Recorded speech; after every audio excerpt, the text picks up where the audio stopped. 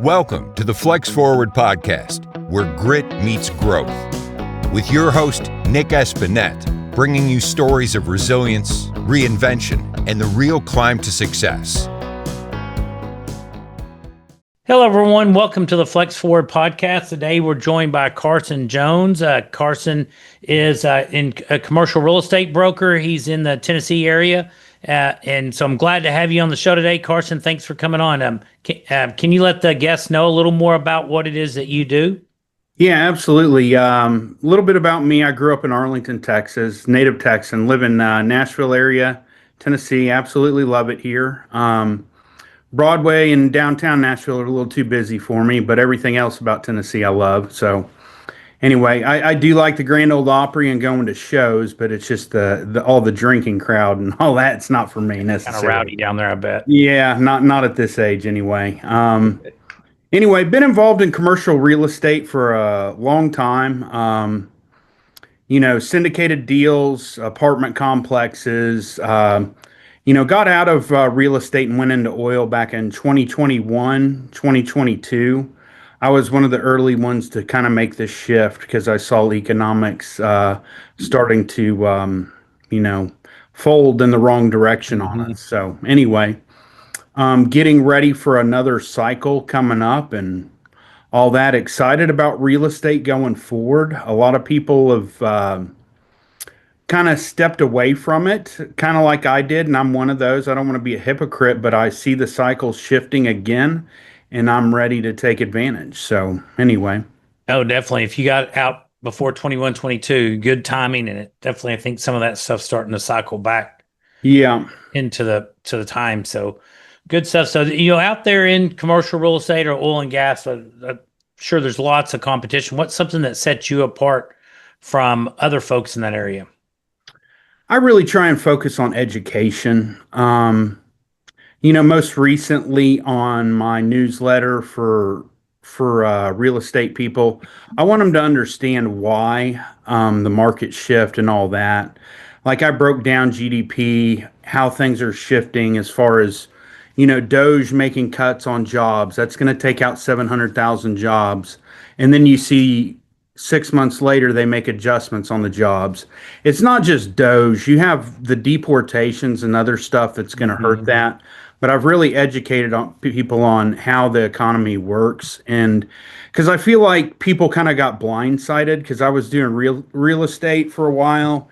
And then I showed up to a conference with an oil deal out of the blue, and people are like, what's this about? And it's in this go round, I want to explain the why I'm doing what I'm doing. Why you're pivoting.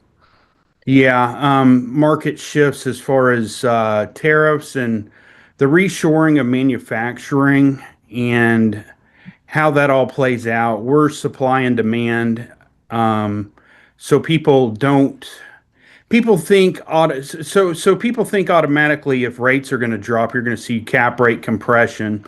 In some markets, yes. In other markets, no. You got to think about deportations. If they're really anywhere close to 2 million of them, whether you agree with it or not, if 2 million people have been deported, that's going to put a strain on demand on housing.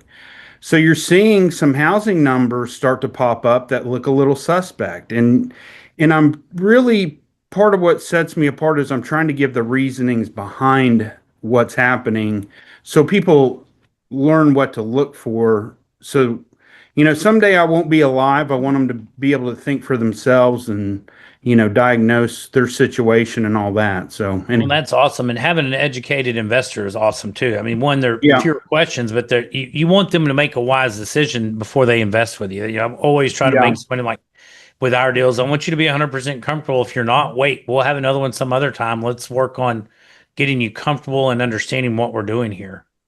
Yeah, absolutely. I think there's a lot of market dynamics that are playing out right now, and it's really fascinating to watch. You're seeing a lot of smaller syndicators get a hold of really big properties, like 300 unit multifamily properties that would normally get bid on by the big players like BlackRock or Blackstone.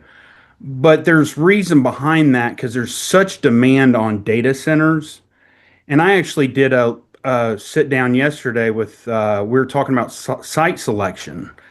And to give you an idea of the demand, there's stuff going for $2 million an acre up in Virginia, 900,000 an acre in North Carolina. I have a family office coming here to look at sites in Tennessee. Elon Musk just is doing one out in Memphis, which I think is why they brought in the National Guard there. But I'm not going to go into all that. But anyway, it's just a lot of the institutional money shifting to that and industrial stuff to play off the nearshoring of manufacturing. But that leaves open some apartment complex opportunities. So, I think it's just interesting to kind of watch what's going on and moves being made. And it's just kind of like watching it unfold. So, anyway, it's been interesting. I have 3 properties in Abilene, Texas, and they're building 2 data centers out there. And it's been, wow. The demand on our properties has been just unbelievable. Where DFW and Houston, we're seeing negative rent growth, but our Abilene properties, we're having double-digit rent growth just because of the demand. Yeah. And we know it's temporary, but we're not going to turn it away while it's there. Well, like I said in the beginning, I think a lot of it is you assume cap rate compression, but some markets I don't think will see cap rate compression, and I don't think you see these huge price increases just because interest rates drop a little bit. Well, and how much are they going to drop? I don't ever foresee 3 and 4s. It's low 5s maybe is the norm. I don't think it'll go to what it was, but to sit here and guess exactly, I think they're going to come down. I don't. So a lot of it is they've been trying to scare us about inflation. So if you have to think about this. If they really deported 2 million immigrants and they're going to deport more, that puts a strain on housing demand, like I said. But that's 35% of CPI is housing. So even if tariffs did cause a little inflation, they do on the front end, and it's a one-time, and I talk a lot about this in my newsletter, is that's a one-time increase. It doesn't keep going up with the tariff. It just goes up one time. But so that goes up once, but you have this that's going to keep going down. Inflation's probably going to come down. Whether it's overnight or next report, but you're starting to see it in the housing numbers. You're like, okay, you see rents drop in certain areas. So, and some areas are going to be affected by differently than others. So it's going to be interesting to watch. So, well, what we're seeing in the major metros in Texas is so much stuff was built while money was cheap that all those deliveries are hitting now. And so that they're just way oversupplied. There's still population growth, but it's, but with it, maybe being offset some with the deportation. So it's going to be interesting the next year, 2 years. I think there's going to be some deals on some multifamily properties. You're already seeing them. With that being said, what you just mentioned, a lot of supply, even Nashville, a lot of these cities, they just overbuilt, but there's nothing behind it. Correct. So, it drops off. This spigot shut off quick. Yeah, the construction behind it, I think construction's down like 60%. So there's not a lot of construction that's going. So I think the worst part is over as far as supply. Just a lot of it came online, For sure. That's, in the areas that we have in DFW and Houston that we're seeing by the end of 25, early 26, the supply is like a tenth or a quarter of what it had been the last couple of years. That new supply coming on, but good stuff. So if someone's listening and wants to get better or learn, it sounds like your newsletter may be a great place for this, or some other place. What are some things you've done to, if you went from multifamily to oil and gas, how did you pivot and learn the different industries? Well, I've been investing in oil and gas passively for a very long time. So that wasn't really new to me. It was an easy pivot. Easier than most. So I understood the basics of the business. I understand that it's risky too. I think I actually wrote a book called The Red Flag Playbook. And a lot of it is operators that are acting like things are guaranteed. In that book, I state that ExxonMobil has dry wells. They have things that go wrong. You need to understand the risk of the business. So, but transitioning back to real estate wasn't a hard transition at all. I like the risk adjusted part of real estate, and I think the opportunity is there right now to jump in. I don't believe in timing markets. it might sound like I do. I like the wind at my back. So if the economics are set up properly and the wind's at my back, I like to play ball. So anyway. Yeah, no, that's a great philosophy.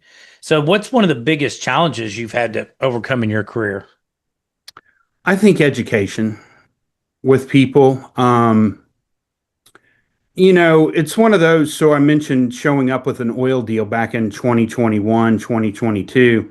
At that point, people didn't really see real estate going the direction it did. I did. I did a really bad job of not explaining exactly why I pivoted. You assume people that are going to invest with you know, and they don't. Yeah, So it's been really challenging. And then it's almost like turning around and doing the same thing on why real estate is a good play right now. And it's really getting people to realize the next 5 years won't look like the previous 5 years, and it never does. It's the world's changing very quickly. So, I mean, and I think as you educate too, not only the market shifting, but there are more and more people. My wife, I think it's the big shifts, or I can't remember the book, but it talked about just these younger demographic or generations are, I think fewer people are going to own homes. So if you're getting into rental, yeah, multifamily or single family rental of some sort, there's just the demand. There's going to be fewer people that are owning, that go out and buy a home, at least until maybe midlife, somewhere in their 40s or 50s, maybe if they ever own. yeah, it's pretty incredible how expensive it is, at least here. I was just thinking the other day, if I was in my 20s, I mean, I'm looking at a house, and here 420,000 is just a house. It's not nice. And you're looking at probably a 6% interest rate on that right now, right? Or somewhere. Yeah. I was just looking. I was thinking, man, if I was 25, what in the hell would I do? So it's pretty tough. So yeah, that brings a good point. There's going to be a lot of renters in the Yep. future. So The demand. So, well, it sounds like things are going well, and it's a lot of people start having more success. They start considering passive investment, and I know you're out and you create this, so passive income to either supplement or replace their income. What are your thoughts on passive income for people? it's changed my life in a positive way. One thing I'm trying to focus on right now is industrial, just because of the quality of tenants. I still like multifamily. I've done a lot of it. There's going to be deals happening, but right now just recently done a industrial deal. You're looking at Fortune 500 tenants, institutional credit, doing the smaller sizes like the 5 to 15, 20,000 square foot spaces.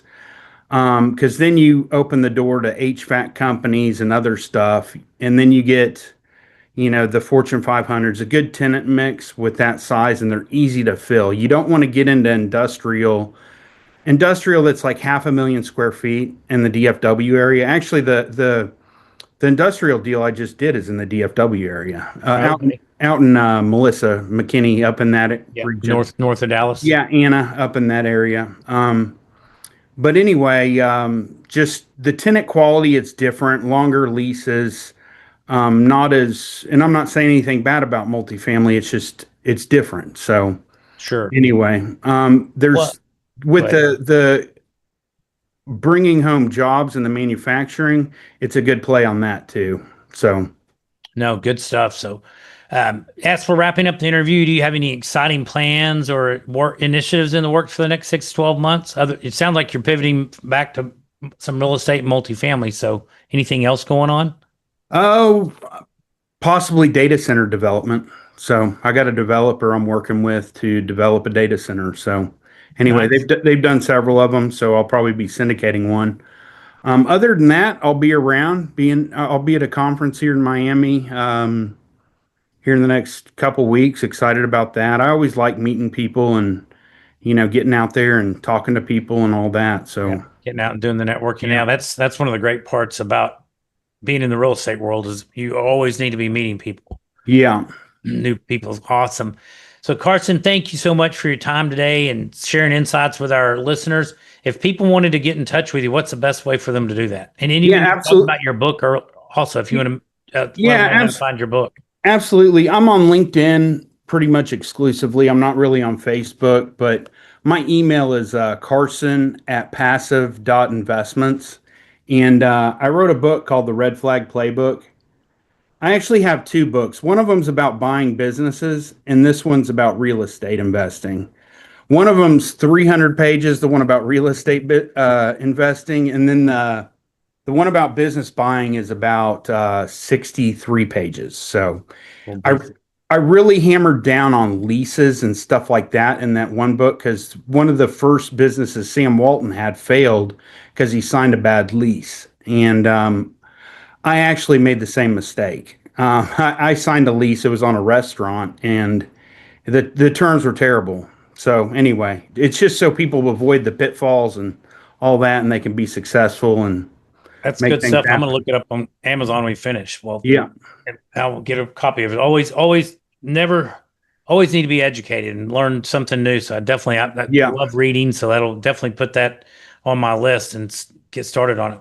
Well, Carson, thank you so much. I really appreciate it. Thank you for joining us and sharing with everybody. And well, definitely, if you're in DFW, give me a shout. We'll grab a coffee or something while you're here. Yeah, no doubt about it. Or go to Joe T. Garcia's. That sounds better than coffee. Yeah, that sounds a heck of a lot better. I'll treat that. I haven't been there in a while, so that sounds really good. It's and it's getting to where in the next couple of weeks it starts cooling off. October is the best time to go when it's not 95 degrees still at 7:00 at night when you're trying to sit outside. So yeah, it's starting to cool off. Awesome. Absolutely. Well, great. Thank you again. And all right, everybody, thanks for tuning in, and be sure to leave like and pass this on to anybody else that may want to listen.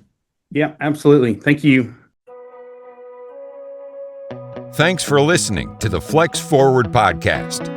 If you've got grit, growth, and a great story, visit flexforwardpodcast.com/guest to apply and join us on the show.